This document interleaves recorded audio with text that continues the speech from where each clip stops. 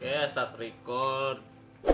Alright kan, balik lagi ke channel YouTube gue ya, yang kayaknya udah hampir sebulan gue nggak upload video ya. Sorry banget ya, gue udah lama nggak upload video. Bukannya gue mau pensiun kan, yang 1000 aja belum udah mau pensiun. Ya jadi gue penyebab kenapa gue nggak upload video karena ya selain dua hal ya yang gue sebenarnya malas nyebutin, jadi dan lu juga pasti nggak mau tahu, jadi nggak usah gue tahu. Jadi hari ini gue sebenarnya mau buat video iseng aja sih, yang gue udah buat video ini selama 2 kali dari 2 hari kemarin dan selalu gagal. Maksudnya gagal di tahap editing. Ini hari ini gue mau bikin video iseng, gue mau mau ngasih tahu ini di belakang layar sebuah film atau sinematografi film itu gimana gitu. Gue mau ngasih tahu, mau react gitu. Maksudnya mau ngasih tahu dengan cara mereact gitu. Mereact videonya di channel YouTube Insider. Yaitu ini Insider, what 7 creature performance look like behind the scene. Jadi ini adalah video yang ibaratnya ngejelasin behind the scene atau di belakang layar film-film terkenal. Contohnya yang ada di thumbnailnya ini nih. Ini tuh film The Call of the Wild yang dirilis tahun 2020 ya, 2020 awal ya.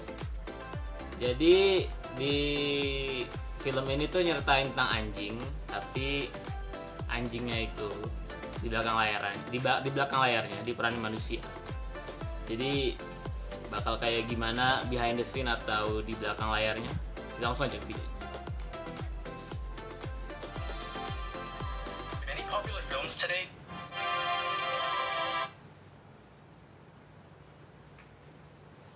Oh maksudnya, sorry gue tadi mastiin doang, takutnya itunya mati. Tanyain subnya. Many popular films today feature animals.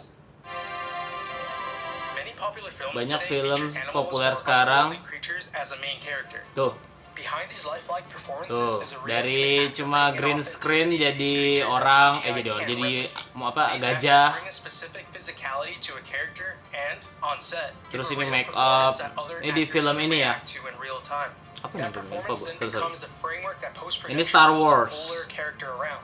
These performances are By the way, ini sebenarnya bukan first impression ya. Maksudnya ini gue udah pernah lihat video ini, jadi gue mau ngasih tahu aja gitu. Ini salah satu video yang ngejelasin behind the scene dari banyak film. Gak banyak sih, cuma 7 sebenarnya. Dan inilah behind the scene-nya gitu. Jadi itulah maksud gue. captured using a green screen suit, a motion capture suit, or a blend of the two with practical Ini makeup and costumes. practical Here makeup. are 7 films that use creature Ini performers adalah and create 7 film yang menggunakan creature what is telling performer the story. dengan cara kreatif yang nyambung dengan cerita ini. Film pertama dari The Call of the Wild. Jadi gue ceritain ya karena gue tau jalan cerita film ini. Jadi film ini nyeritain tentang kayak seekor anjing gitu. Anjingnya bener-bener liar dan ini ukurannya gede banget. Dan di film ini tuh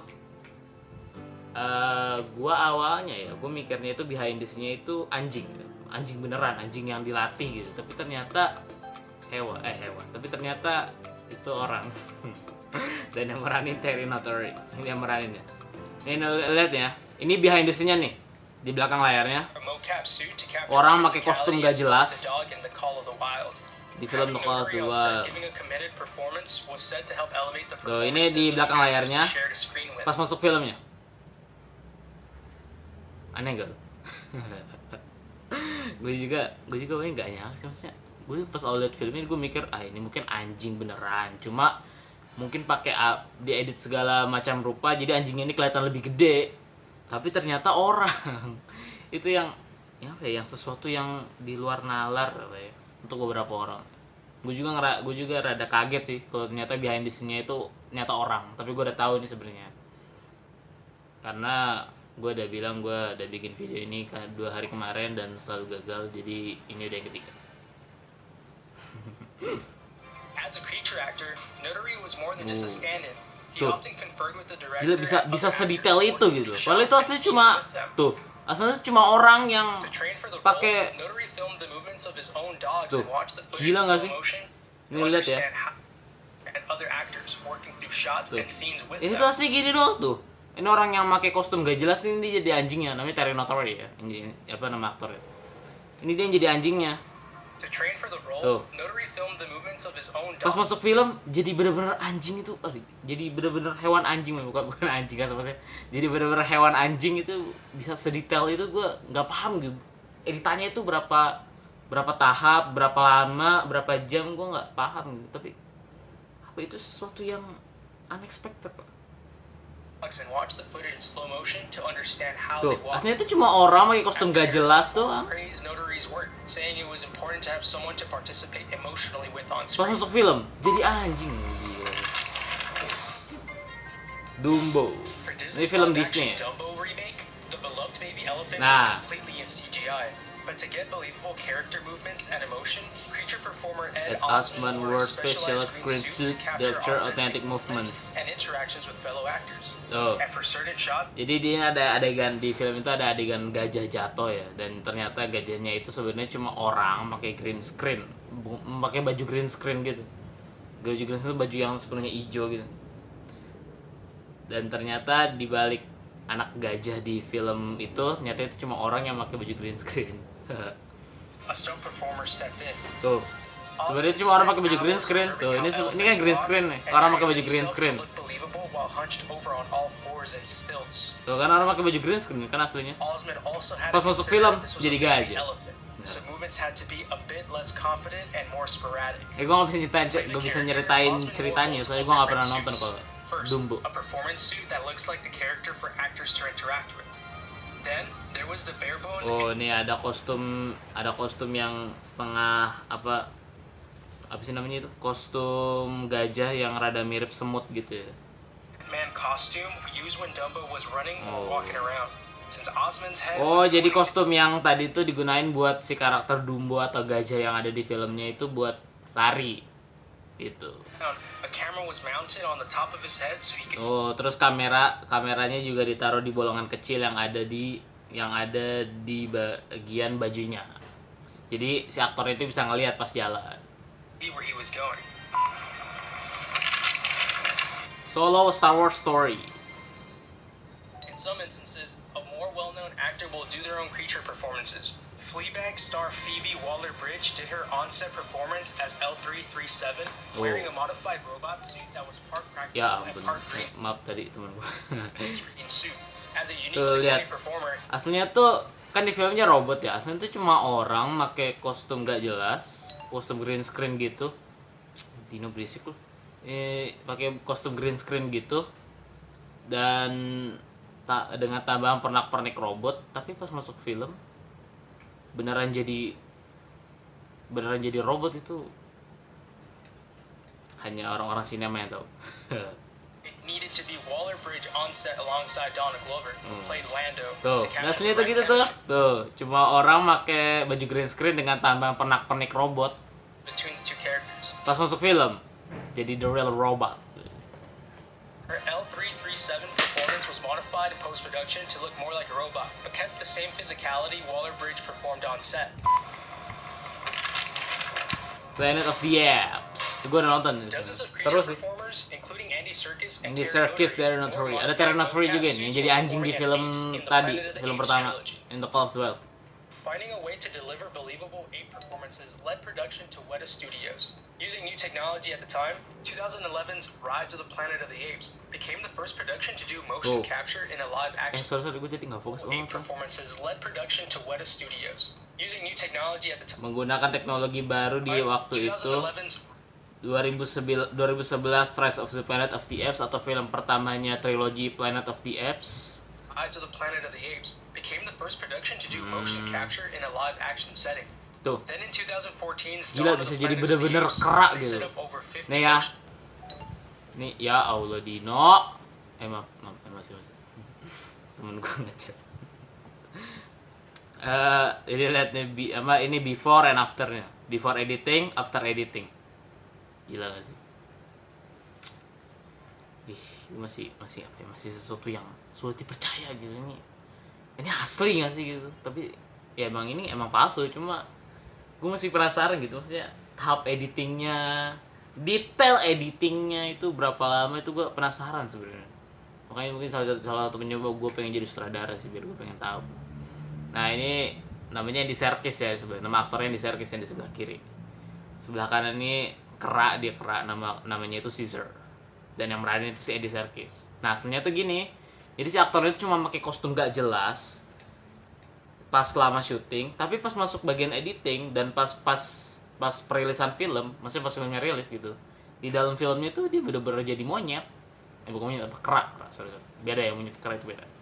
Capture cameras throughout the sets, all sending the footage over Wi-Fi to remote servers so there were no wires to hide.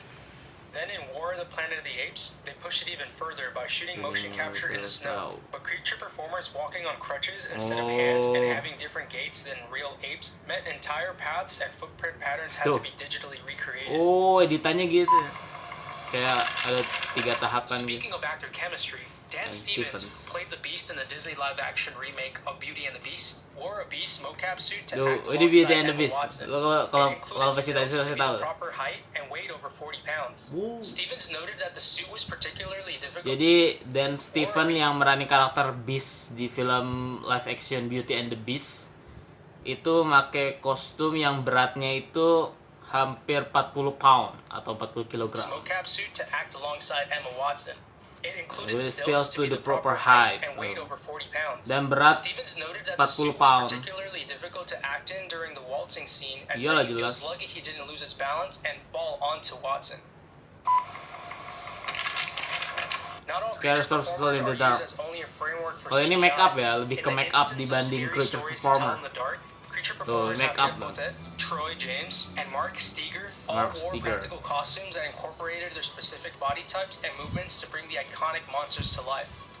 The unique physicality of character actors was used for the Tuh movement gila of ya, the on-screen make upnya monsters bisa they played. begitu tuh, gila. The costumes were created with painstaking detail by Spectral Motion specifically to be on camera.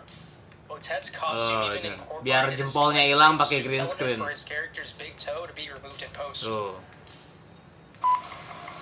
Yang ketujuh ini film The Shape of Another instance Water. where the character The Shape of actor's Water. performance was almost all practical is from Doug Jones in The Shape of Water. Doug Jones. Oh, yang who's meranin worked Doug with director Jones. Guillermo del Toro on several films, including as Fawn in Pan's Labyrinth. Played the amphibian man in practical costume with element of digital retail edit later. By blinking and micro gestures. Even the gills were practical, mechanically operated by puppeteers. The glowing bioluminescent gila, aspects gila ya. of the suit were also practical. Tuh apa, kostumnya keren sih. Tapi kalau ini lebih ke apa ya? Lebih pakai kostum aja gitu, enggak ada, maksudnya ada tahap editingnya, cuma lebih ke kostum dan make up kalau di film The Shape of Water nih. Using UV paint. Del Toro decided to have the amphibian character be practical because it Nama was the main sutradaranya character Guillermo and the del Toro. story's emotional center. Therefore, Jones had to perform to give it the character's soul. What are some of your favorite movies with creature performers? Let us know Ya down. sih, cuma segitu doang. Ini sebenarnya cuma apa ya, video iseng aja sih, maksudnya gue mau ngasih tahu ke lu semua yang ibaratnya pemula nggak ngajar, maksudnya yang apa ya, yang ibaratnya nggak tahu, maksudnya cuma penikmat film gitu tapi nggak tahu belakang layarnya itu film kayak gimana dan sebagainya. Itu gue mau ngasih tahu ke lu semua gitu, bahwa dibalik sebuah film yang keren terdapat